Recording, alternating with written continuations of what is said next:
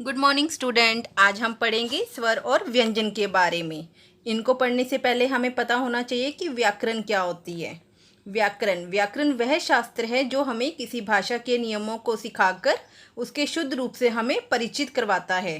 व्याकरण के 3 अंग होते हैं: वर्ण विचार, शब्द विचार और वाक्य विचार। वर्ण विचार क्या होता है? भाषा की मूल ध्वनियों के लिखित रूप को वर्ण विचार कहते हैं। वर्ण विचार में वर्णों के आकार, जो उच्चारण, वर्गीकरण आदि के विषय में विचार किया जाता है। और शब्द विचार होता है वर्णों के मेल से जो शब्द बनते हैं, शब्दों के भेद, उत्पत्ति और शब्दों की रचना आदि की जानकारी हमें शब्द विचार से उत्पन्न होती है। थर्ड हमारा है वाक्य विचार।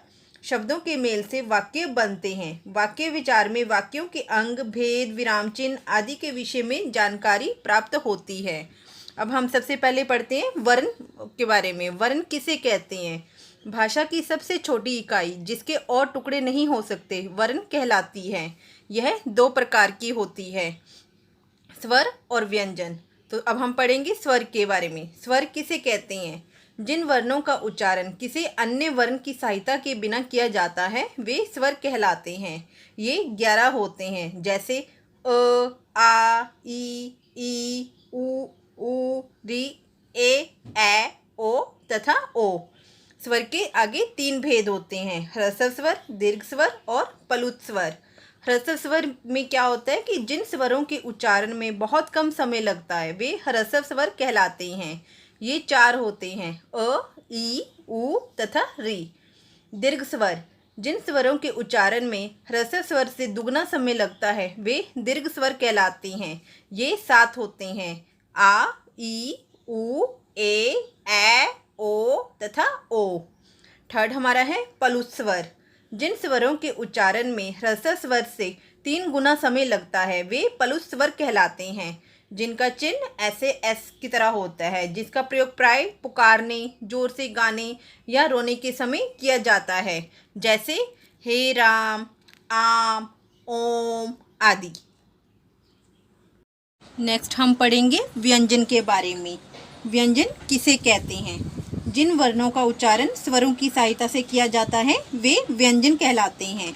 व्यंजन के जो आगे हैं 3 भेद हैं: स्पर्श व्यंजन, अतस्थ व्यंजन एंड उष्म व्यंजन। इसमें पहले हम पढ़ेंगे स्पर्श व्यंजन के बारे में। जिन व्यंजनों का उच्चारण कंठ, होंठ, जीवा आदि के स्पर्श द्वारा होता है वे स्पर्श व्यंजन कहलाते हैं। इनके 5 वर्ग हैं। प्रत्येक वर्ण में 5 वर्ण हैं, जैसे क्वर्ग, क, ख, ग, घ, ड़। च्वर्ग, च, छ, ज, झ, इया। ट्वर्ग, ट, ठ, ड, ढ, ण। त्वर्ग, त, थ, द, ध, न। पवर्ग, प, फ, ब, भ, म। नेक्स्ट हमारा है अंतस्थ व्यंजन। जिन व्यंजनों का उच्चारण करते समय जीवा पूरी तरह से मुख के किसी भाग को नहीं छूती वे अंतस्थ व्यंजन कहलाते हैं। ये संख्या में 4 होते हैं, जैसे य, र, ल, व। उष्म व्यंजन। उष्म व्यंजन, जिन व्यंजनों के उच्चारण में हवा की रगड़ खाने के कारण मुख से ऊष्मा निकलती है वे उष्म व्यंजन कहलाते हैं। ये भी संख्या में 4 होते हैं, जैसे श, स, ह। नेक्स्ट हमारा है संयुक्त व्यंजन किसे कहते हैं? संयुक्त व्यंजन जो है जब 2 या 2 से अधिक स्वर रहित व्यंजन आपस में मिलकर एक नया व्यंजन बनाते हैं तब वे संयुक्त व्यंजन कहलाते हैं। ये संख्या में 4 होते हैं: श्र, त्र, ज्ञ, श्र। एग्जाम्पल के लिए जैसे क और श्र को लोगे तो ये श्र बनेगा, और जैसे कक्ष। अनुस्वार। अनुस्वार किसे कहते हैं? अनुस्वार का उच्चारण जो है नाक से किया जाता है। इसका चिन्ह शिरोरेखा के ऊपर बिंदु के रूप में लगाया जाता है, जैसे अंत, संतरा।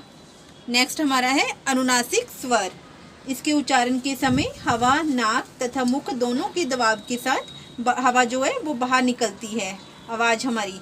इसका चिन्ह जो है वो है चंद्र बिंदु, जैसे चांद, सांस आदि।